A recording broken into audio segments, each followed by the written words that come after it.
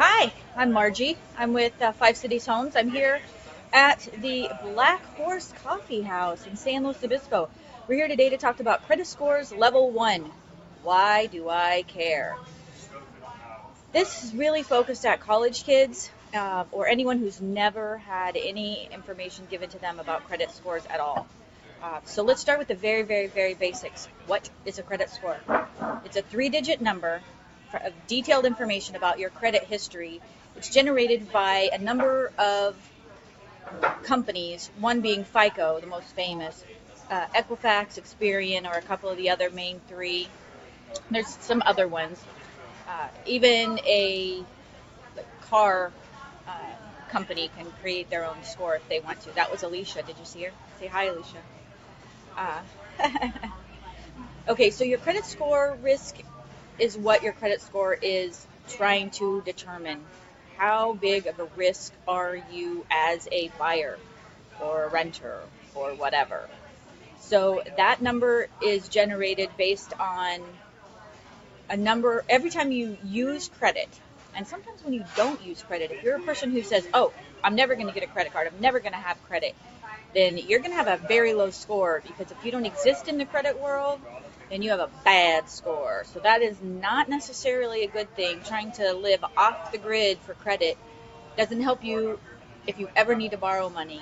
In some cases, it can be important even for getting a job, getting a loan for obviously a car or a house, getting utilities turned on at a apartment you're trying to rent. Um, so the gist of it is your credit score is your credit reputation, and those scores are from 300 to 850. Now, they are a little bit obvious in the fact that 300 is the bottom and 850 is the top. So you want to be somewhere in your big target should be somewhere in the 700s. The high sixes are okay. Some people consider 650, like if you're going to go buy a car off a used car lot, 650 might be okay.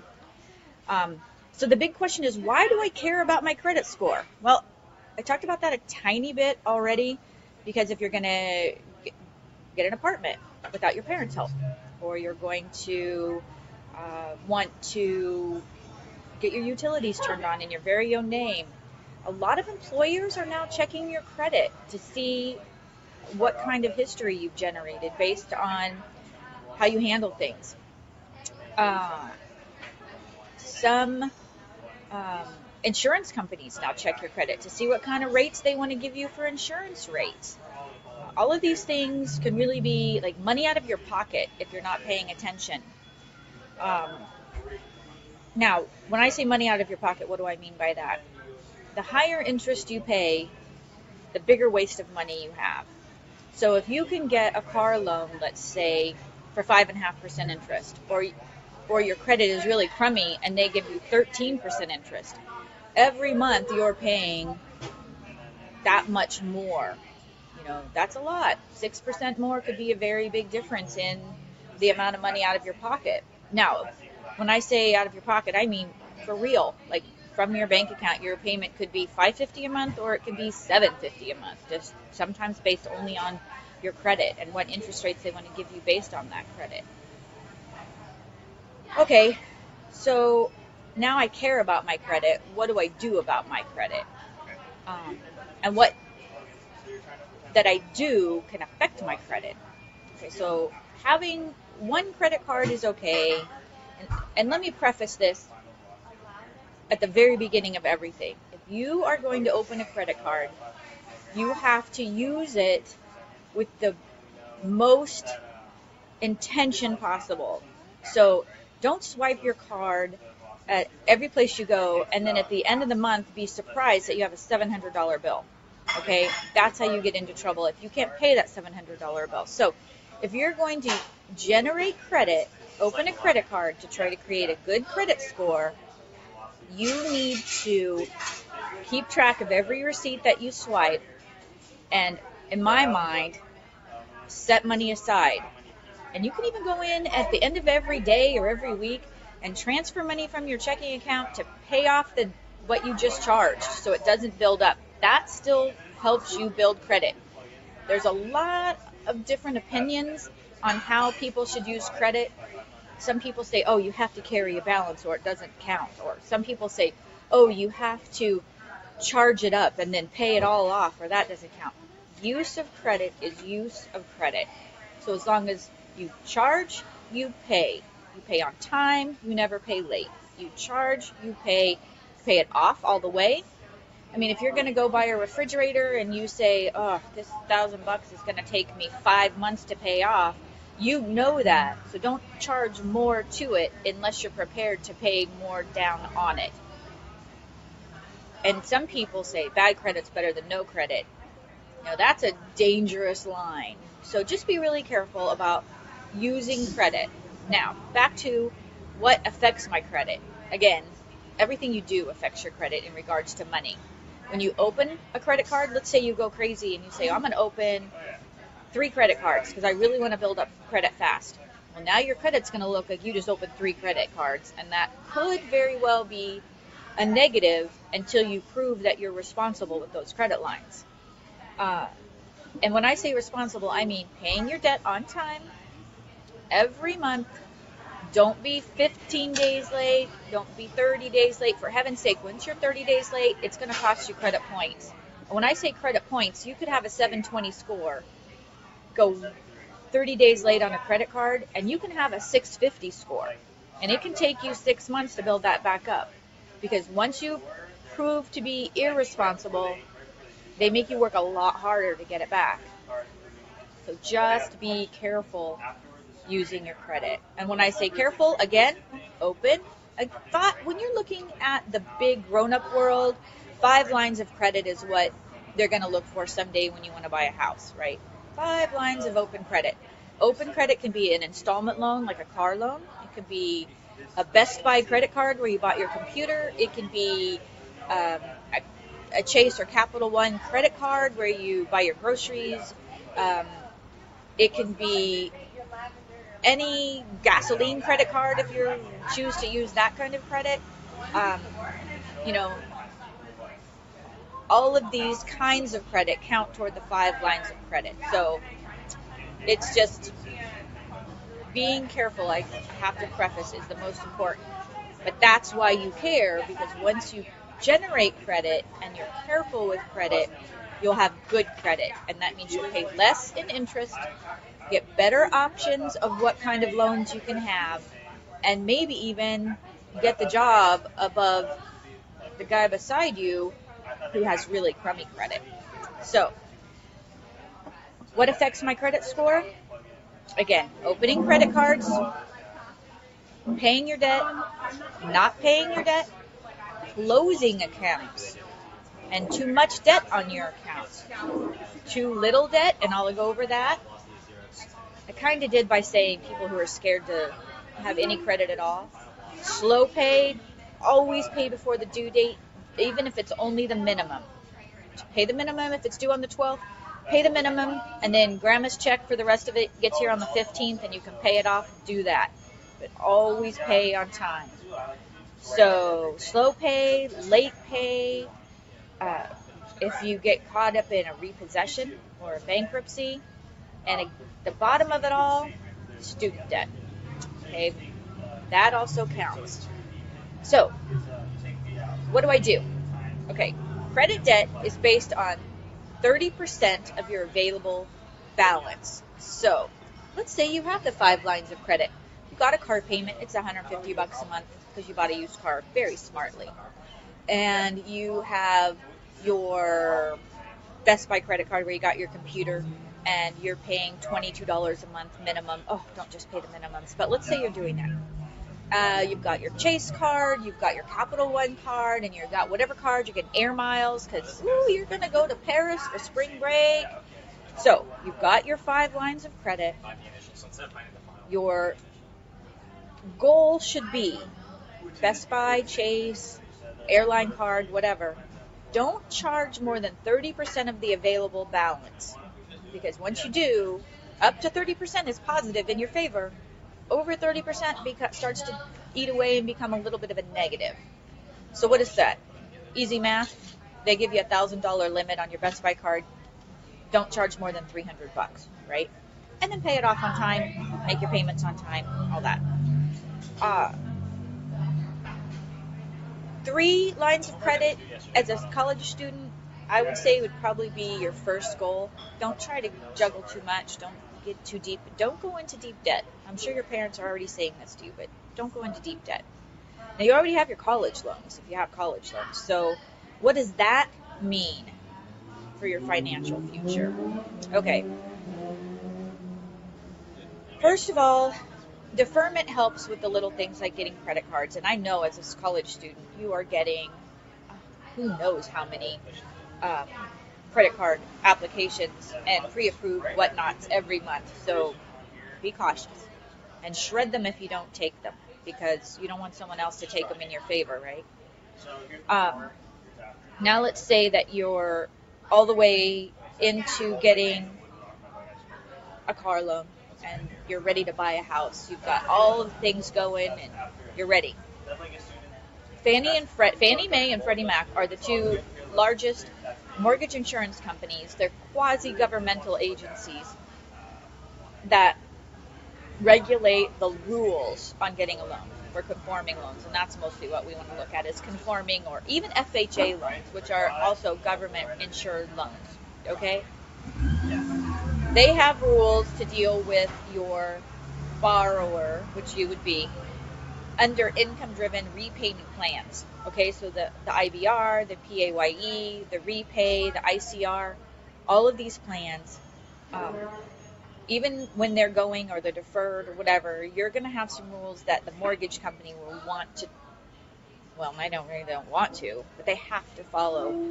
And right now, the most common is using 1% of your outstanding loan balance as your ratio building tool to see how much you can borrow for a house. So if you've got $30,000, we're looking at $300. If you've got $80,000, we're looking at $800. Simple math, 1%. So what do we do with that? They have to take into account, for getting a mortgage, they have to take all of your debt. So the minimum payments on your car payment, credit cards, your school loans. They won't take into account necessarily like your gym membership or your utility payments or those sorts of things, even though they affect you if you don't pay them on time. Trust me, they affect you in a bad way, but they aren't calculated in getting a mortgage. Well, they're not calculated in your ratio up front. So your loan payment on that school loan can be a pretty heavy weight to carry. It just is what it is. So just knowing how much they're going to calculate. And now this rule changed this year. It used to be different. They used to be able to take a deferment of X number of years or whatever, but now they really do have to use the 1% of the outstanding balance or the actual standard plan repayment amount reported on your credit report. And this is pretty common because if it's reported, then it's easy for them to use. They just use the number that your repayment plan says you're supposed to be paying, and hopefully you're paying on time. And then, of course, they can also use a fully amortized loan amount, which is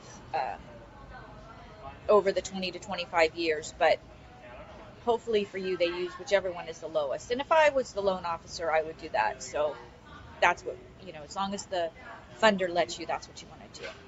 Hi, Alicia. Hi, I've got a question about that. So if you are trying to get a mortgage, they will take out of your possible loan amount that 1%. Is that what the 1% is calculating?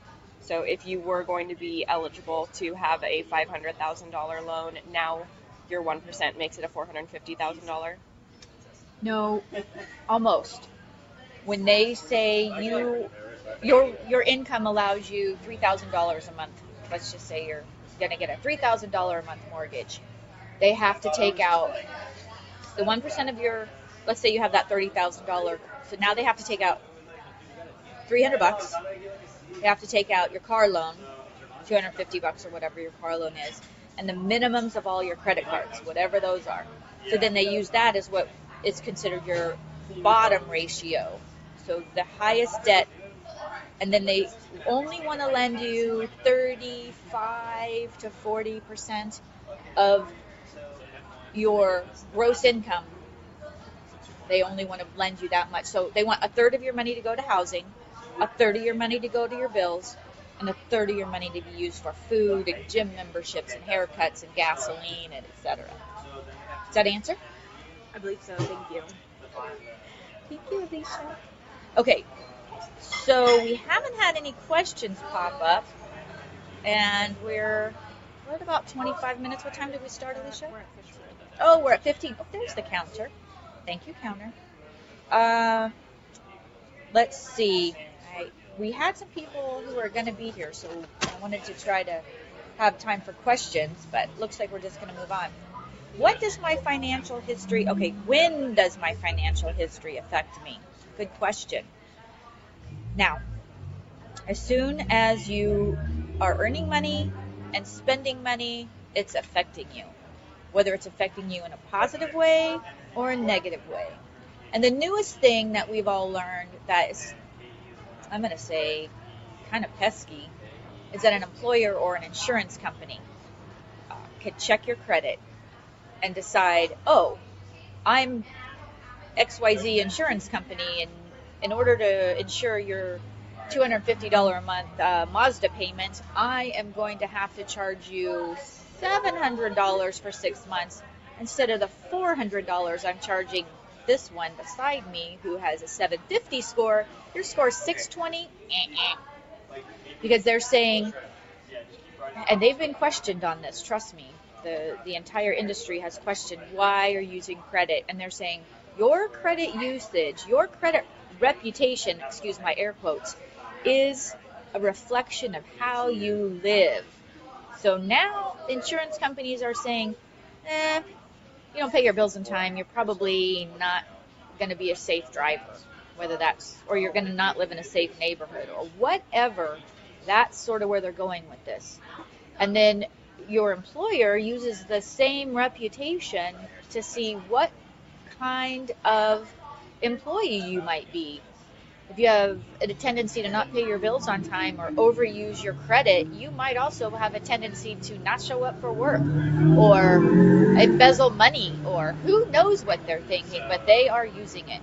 And that goes double and triple if you are working in a financial capacity for your job. I know everyone that I've talked to about working in the budget department, working for tax, attorneys or whatever it is. If you're dealing with your business's finance, they will run your credit before they give you that access, because they need to know if other people trust you with your own money before they trust you with their money. And that is even potentially true for just becoming a CPA. If you're looking at getting into the financial services industry, you're going to be a stockbroker, or you want to be an insurance agent, or you want to be a banker, your credit is going to be of huge importance. Additionally, if you're going to be looking for a security clearance with any government agency or tech company or whatever, if you have a security clearance, they are going to check your credit, and they are not going to look favorably upon bankruptcy. So guard your credit, people, because I know personally people who have not gotten hired. They were ready to go. Last thing, verify that their credit history is good to go, and boom, not. So that's really important. I'm glad Alicia brought that up, because I'm talking about it feels like it might not be fair to the world to judge you based on how you spend your money and how you pay your bills, but that's just exactly what they're going to do.